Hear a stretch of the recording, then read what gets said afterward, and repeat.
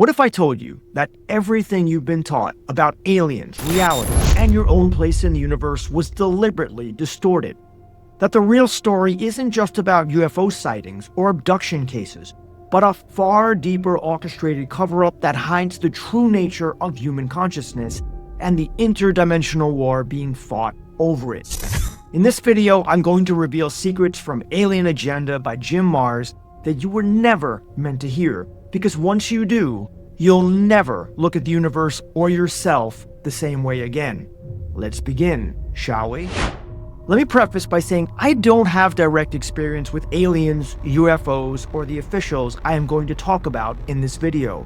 It comes from the research of Jim Marrs and others like him. What I do is extract the most salient parts of the research and package them up as a tasty treat for your knowledge-hungry mind. Take it for what you will, believe it or not. Let it serve to further your knowledge of the subject or just use it as entertainment. Either way, I don't care. That's my little disclaimer for this video. And now, let's move on. On a personal level, what Marrs uncovered isn't just shocking. It reframes everything, and according to his research, the universe is not only filled with intelligent life, but life seems to be coordinated, woven into a system.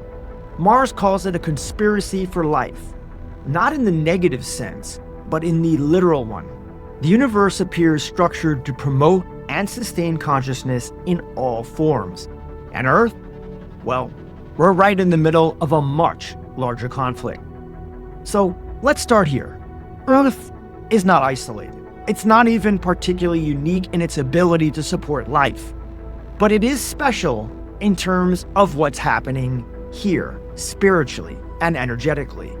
According to the remote viewers, contactees, and military insiders cited in the book, Earth has been under observation for millions of years. Yes, millions. And this isn't new. In fact, what we think of as modern human history is just a tiny fraction of the real story. You might not know this, but Earth is quarantined. That's right, we've been cut off from the galactic community. Why? Because we're unstable. Unlike other civilizations, humans are born without access to our past lives, without telepathic skills, and with no conscious link to source. This amnesia is not natural. It was introduced. And according to Marrs, it's one of the biggest reasons that we suffer. It's why we fear death, why we compete instead of collaborate, and why we've become a volatile species. But it gets deeper. Marrs detailed insider claims that Earth is in the crossfire of an ancient conflict between different factions of the same extraterrestrial race. These aren't good versus evil in a cartoonish way. Both sides are highly advanced. Both have agendas, and the outcome of their struggle could determine the future of humanity. Here's something else you may not know. Marrs claims multiple world leaders, including President Eisenhower, former President Eisenhower, were contacted by these beings. And Marrs presents credible evidence that meetings occurred and agreements may have been made. But the real reason for secrecy, well, it wasn't panic, it wasn't chaos, it was strategy. Governments wanted time. Time to figure out who these beings were, what they wanted, and most importantly, which faction to side with. And while all this was happening, the public was kept in the dark. Now, this knowledge does answer some key questions. Most people who talk about disclosure never mention this, that the government is buying time to figure out what to do. Now, that was around 70 years ago, and I'm sure many advancements and communications have gone on since then. Now, here's where it gets even more important, and it involves the Mantel UFO case. Some of you may know of it, but it was the first recorded pilot death linked to a UFO pursuit. Basically, a pilot was in pursuit of a UFO, and the pilot named Mantel said, "The object is directly ahead of me and above me, moving at about half my speed. It appears metallic and of tremendous size." Now, this pilot Mantel continued climbing past 20,000 feet without oxygen equipment.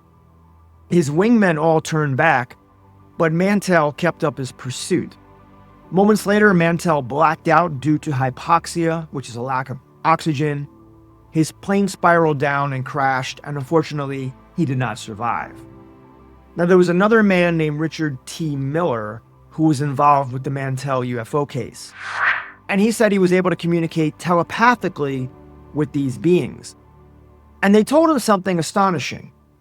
Earth is approaching the end of a cosmic cycle, a reset, a transition.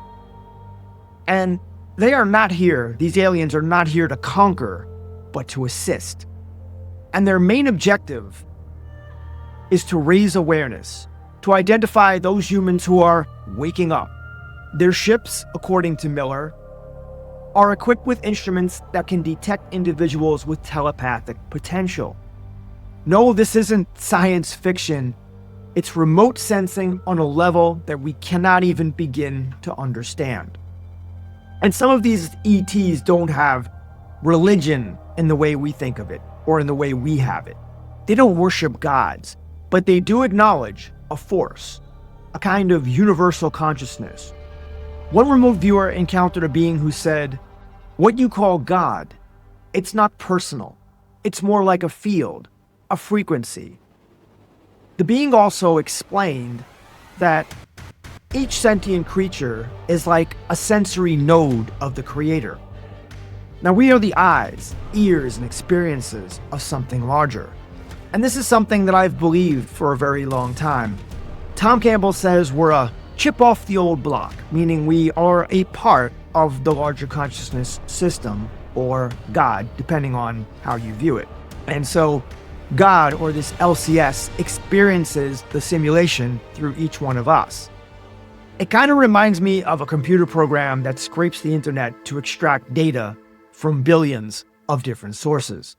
But then again, I think this whole thing could just be AI. But that's for another video. Getting back on track, here's a detail you won't hear from NASA. These beings pray by humming.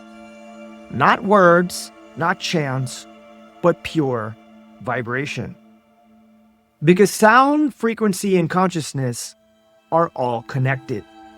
It's through vibration that they align themselves with this universal field. Another being described as hooded and immensely wise by one of the remote viewers said that when we forget our connection to Source, we fall into separation. And separation is unnatural. The body, it said, is just a vessel. The mind isn't just a thought generator, it's a multi-dimensional interface. And emotions, they're not just feelings, they're distortions. The Law of One talks about these distortions. Strong emotion, especially fear, act like static. They block awareness. And that's not accidental. You've probably been told that the pyramids were built by slaves dragging stones across the desert. But according to the book Alien Agenda, that's just a myth. I think many of you know that, but the pyramids were constructed as planetary stabilizers. Their main purpose was to correct a dangerous wobble in Earth's rotation that occurred over 45,000 years ago. Now, at that time, these pyramids were positioned along the equator. But after a cataclysmic pole shift, they ended up on the 30th parallel and triggered what we remember as the Great Flood. And this isn't just ancient history, it's evidence that extraterrestrials have intervened before, and they're currently doing so now. And so that's why they stepped in to preserve the balance. But let me just put this into perspective. Some of the larger casing stones around the outside of the pyramid weigh 30,000 pounds. That's 15 tons.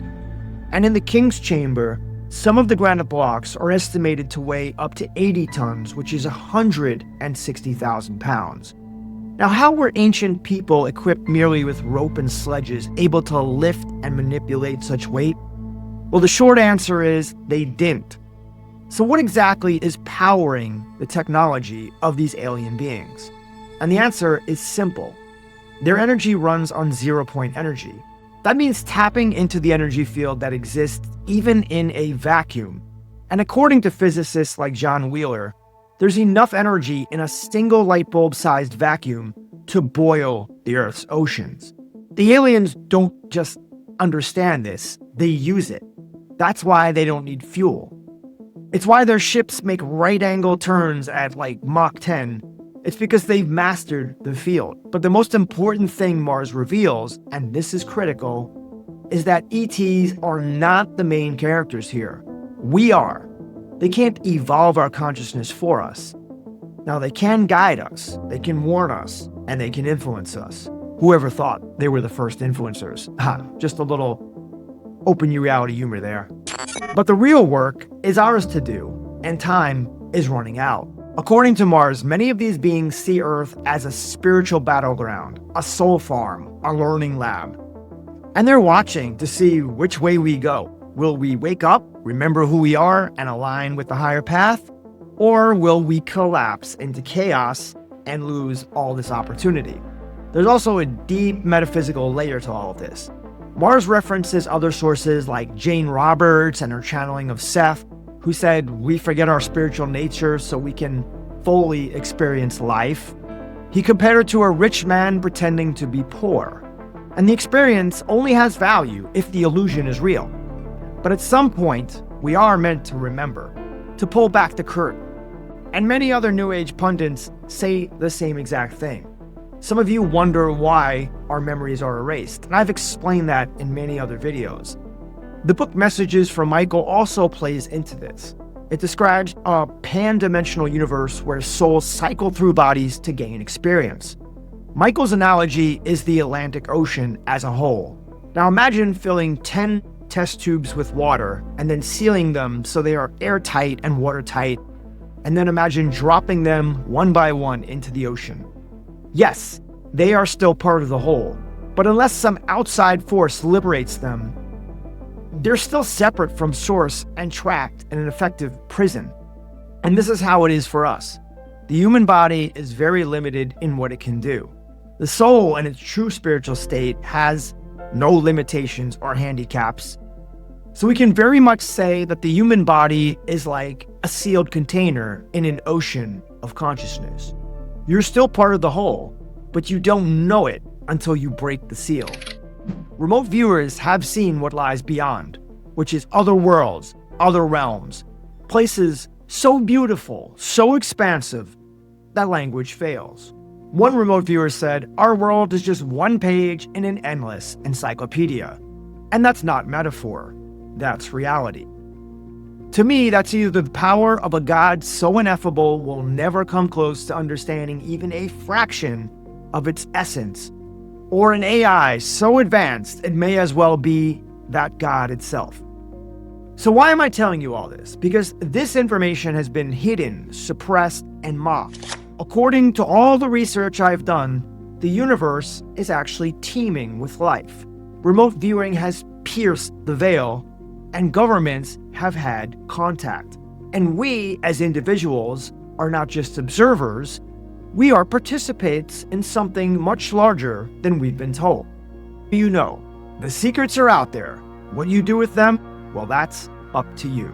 Hey, if you enjoyed this video, check out this one right here. It features George Green, who is one of the OG whistleblowers.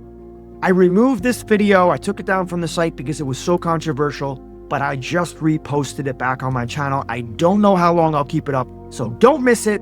Click it, watch it, love it.